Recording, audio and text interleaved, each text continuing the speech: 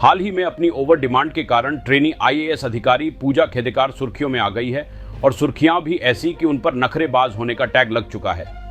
पूजा पर आरोप है कि उन्होंने अपनी पर्सनल कार पर लाल और नीली बत्ती की मांग की। साथ ही उन्होंने एक घर मांगा और अपने लिए अलग से ऑफिस की मांग की। लेकिन अब पूजा खेदेकार की मुश्किलें बढ़ने वाली हैं। जी हां, लाल बहादुर शास्त्री। राष्ट्रीय प्रशासनिक अकादमी ने इस संबंध में महाराष्ट्र सरकार से एक रिपोर्ट मांगी है। इस रिपोर्ट के बाद उन पर एक्शन लिया जा सकता है। आपको बता दें कि पूजा की व्हाट्सएप चैट भी सामने आई है और इन चैट्स में लिखी बातों ने सनसनी मचा दी है।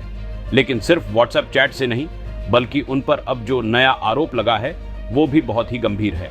और अगर यह आरोप सिद्ध हो जाता है तो पूजा बहुत मुश्किलों में आ जाएंगी। इसलिए हम आपको सिलसिलेवार तरीके से बताते हैं कि पूजा पर नया आरोप क्या लगा है और उनकी व्हाट्सएप चैट में क्या सामने आया है।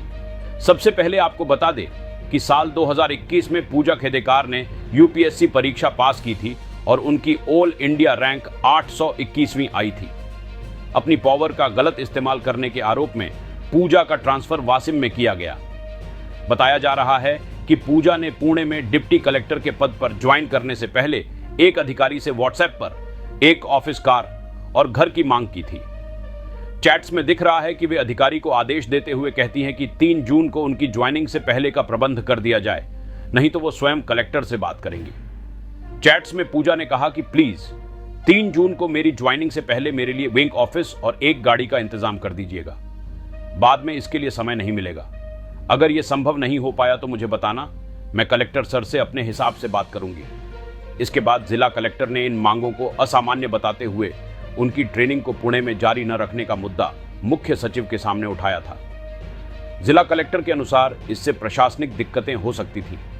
मामले जब सीरियस हो गया तब पूजा से जब मीडिया ने सवाल किया तो उन्होंने कहा कि वे मीडिया से बात करने के लिए अधिकृत नहीं है। सरकारी नियम मुझे इस मामले पर कुछ भी बोलने की इजाजत नहीं देते, इसलिए मैं नहीं बोल सकती हूं। लेकिन मामला यही नहीं थमा।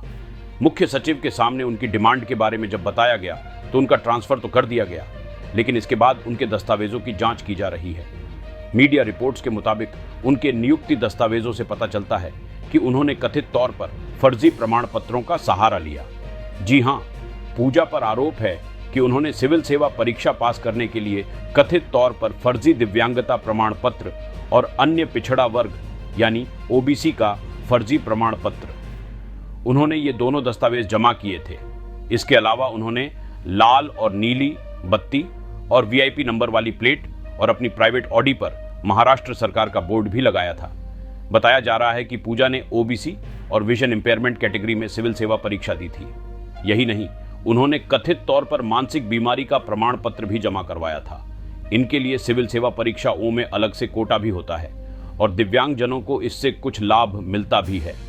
अब जब अप्रैल 2022 के दौरान उन्हें अपनी दिव्यांगता की पुष्टि के लिए एम्स दिल्ली आने के लिए कहा गया तो उन्होंने इसमें टाल मटोल की। यहां तक कि पूजा ने 6 अलग अलग मौकों पर इस परीक्षा में शामिल होने से इनकार कर दिया। फिर बाद में उन्होंने प्राइवेट मेडिकल सेंटर CMRI की रिपोर्ट अधिकारियों के सामने पेश की थी। बताया जा रहा है कि पूजा की OBC non creamy layer certificate में भी त्रुटियां पाई गई है। अब इस मामले में गहराई से जांच की जा रही है। लवासा की रिपोर्ट मांगने के बाद महाराष्ट्र सरकार इस पर क्या रिपोर्ट पेश करती है और फिर उन पर क्या कार्रवाई की जाएगी, ये देखना दिलचस्प होगा। अपनी राय कमेंट बॉक्स पर जरूर शेयर करें। ये वीडियो आपको कैसा लगा? अधिकारी इस वीडियो पर आपकी क्या राय है? A to Z news foster को लाइक और सब्सक्राइब करना ना भूलें। देश और दुनिया की तमाम खबरों के लिए देखते रहिए A to Z news foster.